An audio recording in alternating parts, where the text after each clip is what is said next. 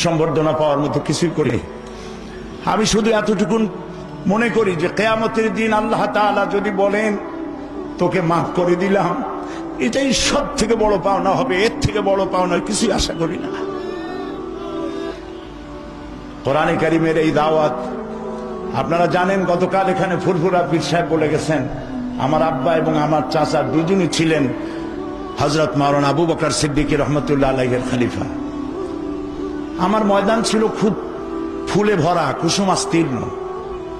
সেই কুসুমাস্তীর্ণ পথ থেকে উত্তপ্ত মরুভূমির উপরে, বালুর উপরে জেল জরিমানার ঝুঁকি নিয়ে এই রাস্তায় আসার তৌফিক দিয়েছেন আল্লাহ রাব্বুল আলামিন তাফহিমুল কোরআনের কারণে।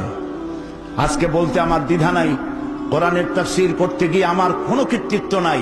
এর সমস্ত কৃতিত্ব আল্লাহ পাকের এবং তারপরে তাফহিমুল কোরআনের। তাফহিমুল কোরআন আমি বুঝেছি, আমার চিন্তার দিগন্তকে উন্মোচিত করেছে তাফহিমুল কোরআন, আমাকে উত্তপ্ত ময়দানে নিয়ে এসেছে তাফহিমুল কোরআন। কারণ আমি যে রাস্তায় কাজ করি এটা সম্বর্ধনা পাওয়ার মতো না, এটি একটি বিচিত্র ঘটনা।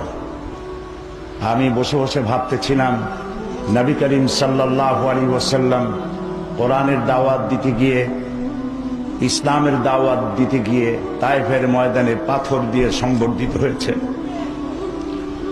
হযরতে হামজা রাদিয়াল্লাহু তাআলা আনহু, তার কলেজা, তার বুক ফেড়ে তার কলেজা বের করে চিবানো হয়েছে। সাহাবায়ে কেরাম, আম্বিয়া আলাইহিমুস সালাম এ কোরআনের দাওয়াত দিতে গিয়ে কাউকে করাত দিয়ে চেরা হয়েছে, কাউকে হত্যা করা হয়েছে। যুগে যুগে এ দাওয়াত দিতে যারাই এসেছেন তারাই বিপদের সম্মুখীন হয়েছেন। আমার মনে পড়ল ব্রিটিশ খেদাও আন্দোলন এবং ইসলাম প্রতিষ্ঠা করো, ব্রিটিশের গোলামি থেকে বাঁচো। যাদেরকে গ্রেফতার করা হলো সেই গ্রেফতারকৃতদের মধ্যে ছিলেন মাওলানা জাফর থানেশ্বরী।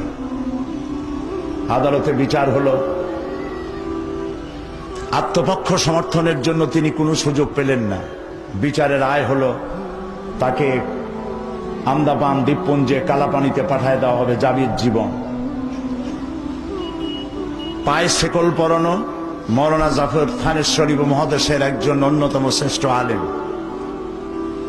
ডাকাতদের পায়ে যে বেড়ি লাগায় সেই বেড়ি পরানো, গলায় শিকল লাগানো, হাতে হ্যান্ডকাফ পরা, শিকল দিয়ে বেঁধে গরু যেমন টেনে নিয়ে যায়, গলায় শিকল লাগায় টেনে নিয়ে যাওয়া হচ্ছে। রাস্তার দুই ধারে দাঁড়িয়েছে অসংখ্য মানুষ। সম্বর্ধনার কি বিচিত্র দৃশ্য! কেউ সাহস করে কাঁদতেও পারছে না, অশ্রু সজল নেত্রে দুদিকে মানুষ দাঁড়ানো। তিনি হাঁটতেছেন বীর বিক্রমে, হেঁটে যাচ্ছেন সামনের দিকে। হঠাৎ নজর পড়ল যারা দাঁড়িয়ে আছে তাদের মধ্যে বোরখা পরিহিতা এক মহিলা, পাশে ৩-৪টা বাচ্চা। বাচ্চাগুলি দেখে তিনি বুঝলেন এ তো আমারই বাচ্চা, এবং বুঝতে পারলেন কালো বোরখা পরিহিতা মহিলা তারই স্ত্রী। কাছে গিয়ে থমকে দাঁড়ালেন। স্ত্রী জিজ্ঞেস করলেন, আপনার তো যাবজ্জীবন হয়েছে, আমাকে কি বলে যান?